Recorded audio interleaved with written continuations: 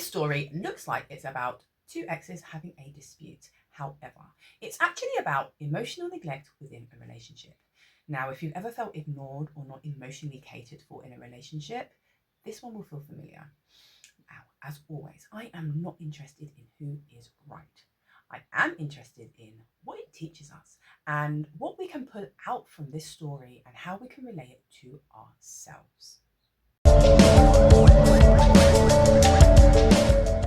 Am I the a-hole for telling a story that made my ex look bad?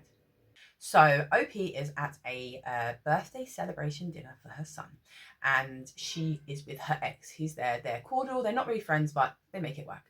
Anyway, she tells the story of when she had her son and says that when it came to about midnight, so she'd been in labour for a long time, when it came to midnight, her ex was really tired and he went home, and she fully expected him to come back in the morning. However, morning came, he did not return. And she must have called him around like 1 o'clock in the afternoon, and he was like gaming. And then he came back at 5 o'clock in the evening. So she tells that story and he gets really mad at her because he says it made him seem terrible and he was really embarrassed by it. And then, he's cussing her out on the phone and she's basically like, nah, not my fault for telling a story that was accurate to your actions. So we are going to look at the undercurrent of being emotionally neglected. Now, I know there's the whole issue of her being abandoned, when she was in labour, and that's something that will come along a little bit later on. However, I want to focus on how we are neglected and how that conditions us in our perspectives and how that allows us to sit in spaces that we are not welcome. And that is what it comes down to. So emotional neglect is, lack of intimacy, neglectful communication, even that roommate syndrome where you become more like business partners.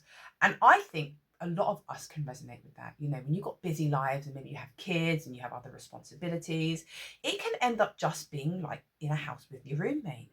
And we could also look at the idea that emotional disconnect, when people can't connect with their own emotions and they can't discuss them with their partner, how that affects the other person.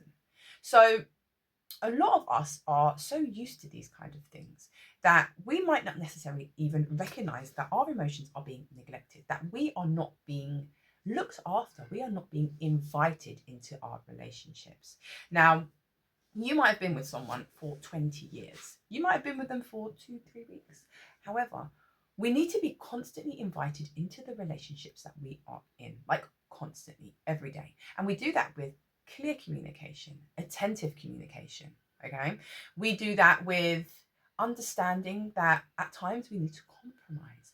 We do that by inviting them, our partners, into our lives, by expressing our emotions, by being intimate, by showing affection.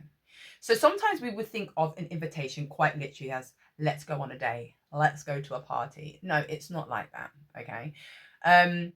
Being able to constantly, both sides, so it's not just going to be one person, because that's where that discord happens, that's where that neglect happens, where there's one person maybe always pushing for that attention, one person always pushing for that communication and that resolution, and then the other person's not. All these things send us down into spaces of loneliness, sadness, anxiety, cycle of insecurity, like, your partner's not communicating with you, so do they really love me? Are we stable? What's going on? It causes relationship erosion, and it can even manifest as physical illnesses, like physical health. I mean, how many of us have actually had that physical response to stress where you get a bad stomach, when you start feeling ill? Me. And this all comes down to that disconnect of being neglected and not being prioritized. Say you're in a loving relationship and there is one day when your partner's just not quite right, whatever it is, you can see, oh, something's not quite right here. Let's see if we can fix it. However, if it's like constantly, you're never seeing eye to eye, you're never getting affection, you're never being, you're never being cherished and spoken to in the way that shows you that you're loved, that's just a horrible space to be. Now, if we apply that to OP, we apply what is going on in her life. It has led her to a space that allowed her to be abandoned. Now, of course, it's not her fault that he decided just to go off.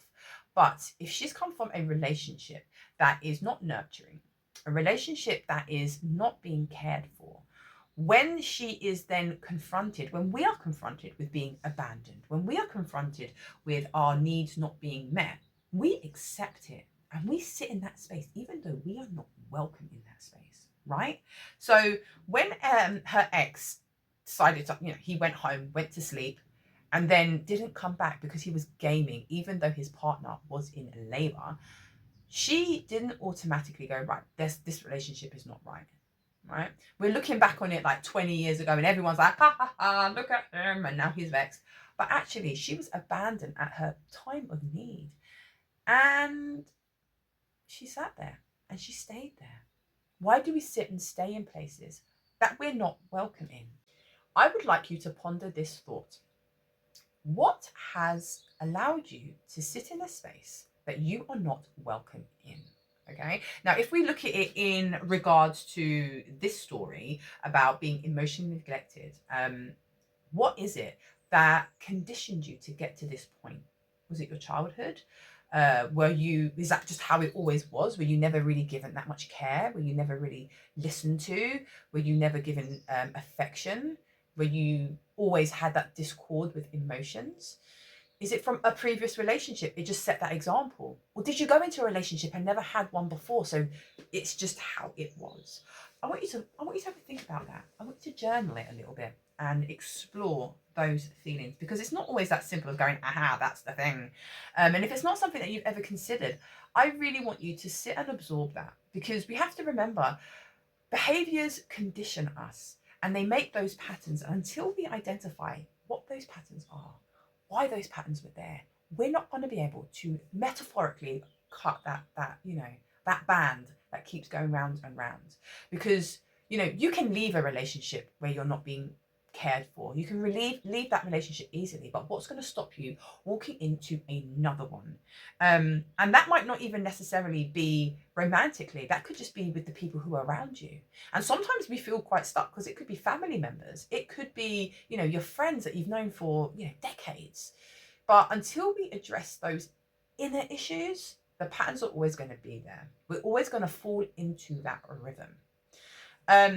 Okay, so one more question. I swear that's it, just 2 today. But you know what? We've opened the doors. We may as well let the air in, breathe it deeply, and go full on. So my question is, where do we allow ourselves to be overridden in life to keep the peace? That's it. I'm going to let you sit with it. However you may explore that, interpret it, I want you to have a think about that and put it down in the comments. Because do you know what? When we have our hand on that handle, it's down for us to pull it down and open and walk through that door.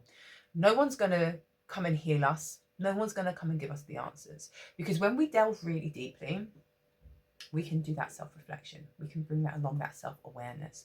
But we can also find the answers. That is down to that pattern that keeps hanging on to us, that helps us spurt growth. Because if the answers are given to us, then hey, we're just going to be like, thank you, and then that's it. But when we have to absolutely forage for it, when we have to find this and find a dead end and what's the point of that, and I tried, that is when we make that growth. That is when we make that real eureka moment, and I really want that for you. So please do comment those things if you feel so inclined. Now, you do not have to comment that. You can even just say hi, because I'm always happy to see the community and to connect with you all, because I'm really grateful for you being here and for you being really open to these kind of connections and confrontations that people aren't even ready for. So that is going to do it. Now, if you feel so inclined, I would ask you to please press that notification button, because then you will be one of the first to know when my next video comes up. And that will be the day after tomorrow. I will do videos every other day. I don't know why I did that. Every 2 days, every other day. Now, if you also feel so inclined, subscribe and press that like button so that you can be an official part of this community. And I'm really proud of you for standing up for yourself, for making that change and facing the things that might be really difficult.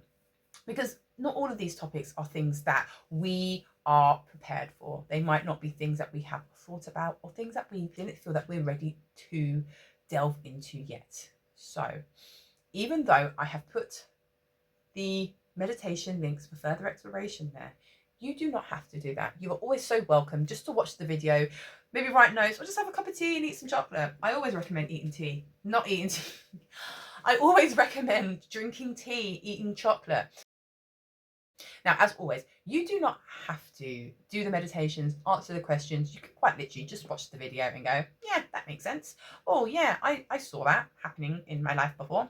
I want you to take it at your own pace. I want you to take exploration in your own hands. So what is for me may be different for you, but they're just as valid and just as life changing.